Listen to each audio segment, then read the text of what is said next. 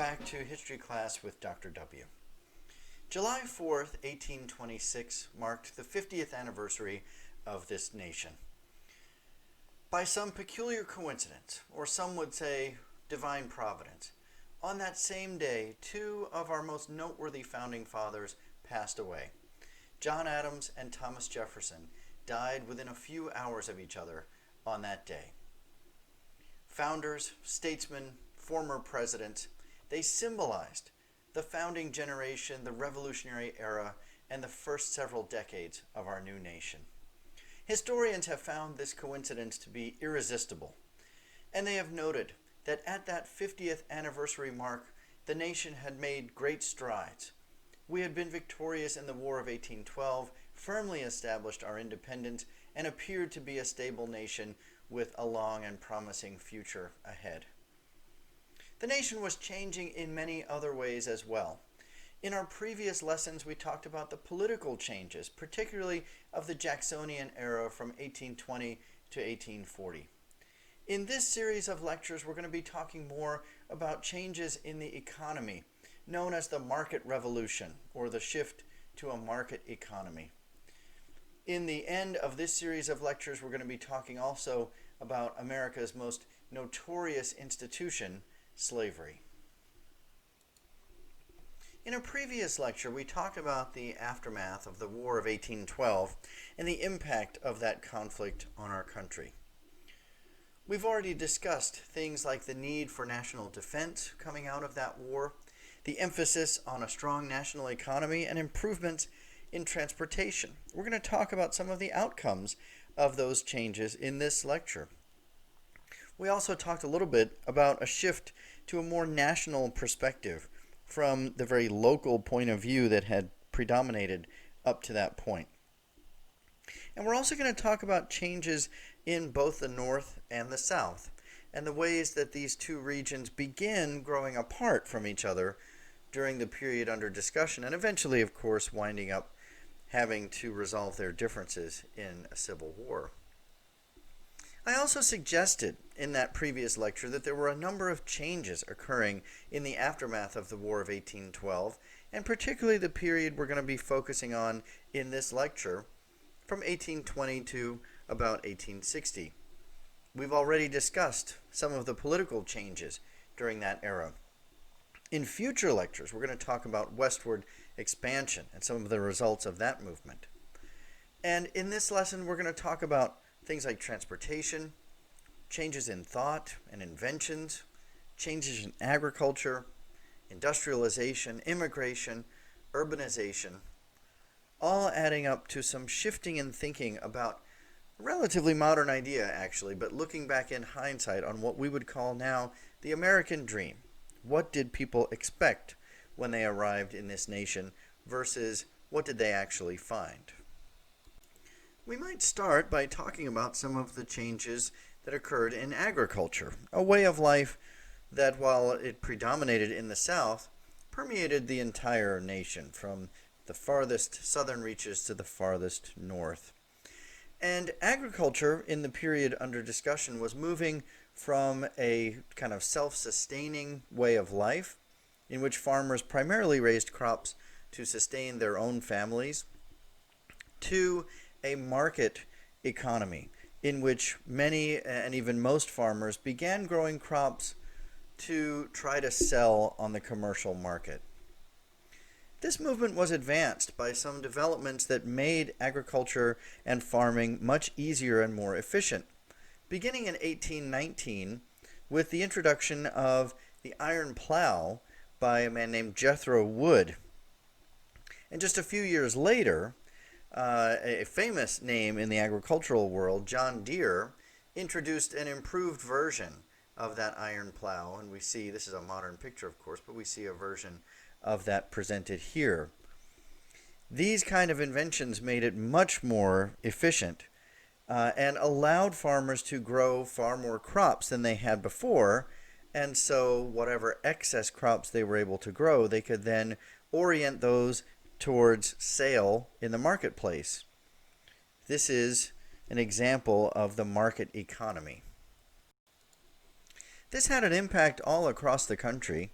We think perhaps first and foremost about the South, where farmers concentrated on growing cotton for the market, but also in the Midwest, where farmers focused on various grains, particularly wheat and corn, and even in the East and Northeast, where farmers tended more towards livestock production, dairy goods, and fruits and vegetables. But the revolution in agriculture took place all across the country.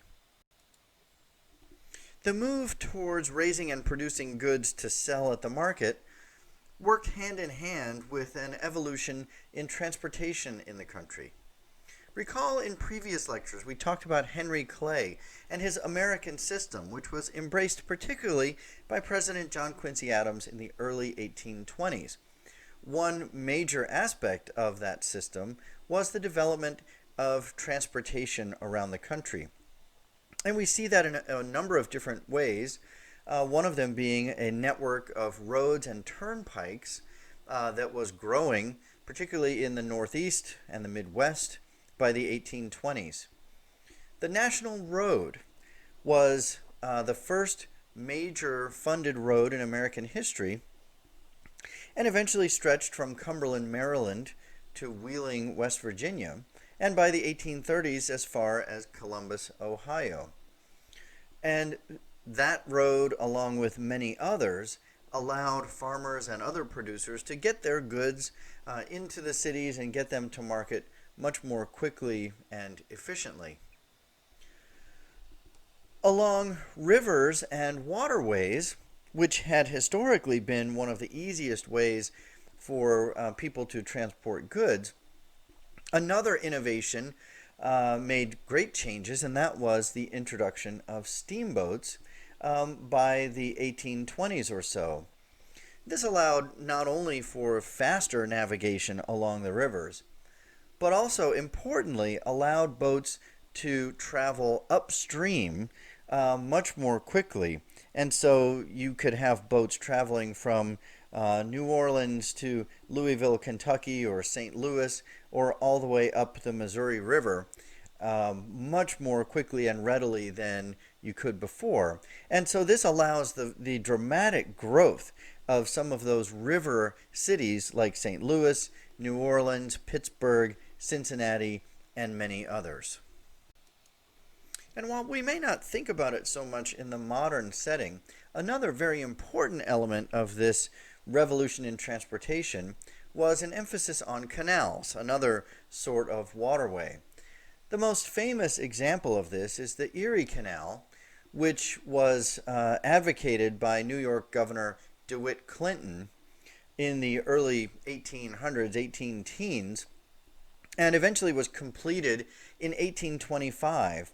The Erie Canal connected Buffalo on Lake Erie to Albany on the Hudson River, which allowed goods and products to flow from throughout the Midwest along the Great Lakes and then over to New York City, which was rapidly becoming the largest and most prosperous port city in the Americas.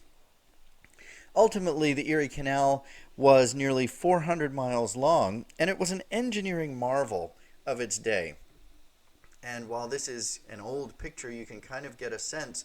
One of the engineering techniques employed on the Erie Canal was a series of locks, which allows, and we see similar things today in the Panama Canal, but it allows boats to actually move uphill, or in this case upstream, by moving into the lock. The lock is then pumped full of water, the boat rises up, and then it can move along to the next lock. And certainly for its day, this was a revolutionary kind of technology. Now, canals, like roads, which we've just talked about, allowed for the much quicker and easier transportation of all sorts of goods. Again, it allows goods to flow out of the entirety of the Midwest all the way to New York City and then from there around the world. I would note that canals are not a perfect form of transportation. They still remained fairly slow. You're talking about flat water.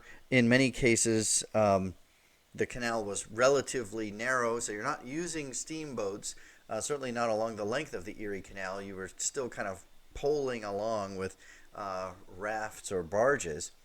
And then as one other note, when weather gets really cold, which it often does in winters in that part of the country, the canals could freeze and literally just shut down your shipping. So canals are a revolution in transportation, but certainly not perfect.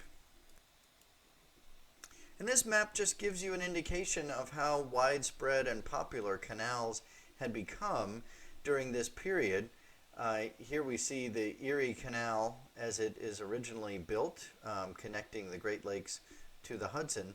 But there are many other canals being built in different parts of the country around this time, again, taking advantage of waterways, which were the easiest mode of transportation at that time. And finally, I would note the introduction of railroads during this era as well. In 1825, the first successful commercial railway was opened in England, and by 1830, you're starting to see commercial railroads being introduced in the United States as well. I would note from the chart here that we're largely talking about a boom that occurs a little bit later, between 1850 and 1860. So here we are by 1860. You see this really intricate network of railways throughout much of the eastern part of the United States. Here we are by 1860 or 1850, still relatively limited, but certainly in parts of the country, you're starting to see railroads becoming much more common. So railroads, like the roads and canals, allow people to transport themselves and to transport their goods much more quickly and efficiently, particularly as the railroad technology itself is perfected and more unified.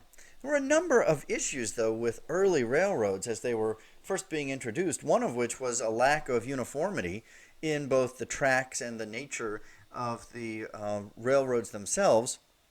And so it was very common for people and goods to have to shift or change from one train to another when they got to the end of the line. They weren't uniform in size. And there were many critics of the railroads during this time. There were lots of issues with them. They were loud, they were smelly, they were huge and heavy. They kind of disrupted the environment. Fires were very common on trains, and for passengers riding on those early trains, they were using wood, and so coals would fly out of the smokestacks, and they would often get sucked back into the passenger cars, and it was very common for passengers to get off the train and their clothes were kind of filled with holes and smoking with embers. And other people just saw the railroads as kind of an obnoxious, noisy, smelly disruption of what up to that point had been a relatively calm and peaceful environment. Henry David Thoreau in Walden wrote, "The whistle of the locomotive penetrates my woods." And Nathaniel Hawthorne wrote, "The locomotive comes down upon you like fate, swift and inevitable. It brings the noisy world into the midst of our slumberous place." And yet, as one judge ruled in a court case against the railroad, the onward spirit of the age must have its way.